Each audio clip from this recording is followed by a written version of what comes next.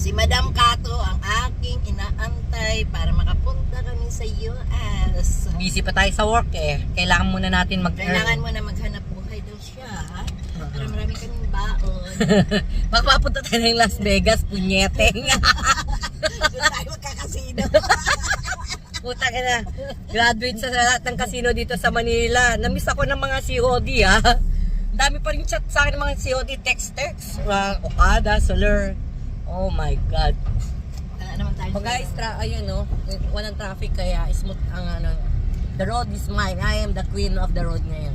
Hey. Bye-bye guys kasi magano pa ako. Bye! Bye ka na. O yan. Pakilala ka. I love you!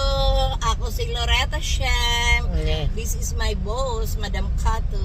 I love you. I love you, Madam. Thank I you love very you much sa mga din. tulong mo sa akin. I love Thank you din, Ate Pati Lori. anak ko, natulungan mo. Thank you. Oy, na-miss ko si Bakla. In fairness. Gusto ko siya makita. Gusto ko siyang suntukin. Ang sakalin. Sakalin ko siya sa pagmamahal. Suntukin ko siya sa sa paglalambing ko sa kanya. Hindi, in fairness, ang bait kasi nun, sobrang respeto sa akin nun. Kaya namimiss ko siya, no? Yung paghihilot niya lang sa akin. Si Madam, kasi mamassage ka. Mama. Natutuwa ako din sa susunod ng lukaret din. Madam, start na tayo pag-massage. Pero ang utang niya, hindi niya bayaran kay Madam Kato.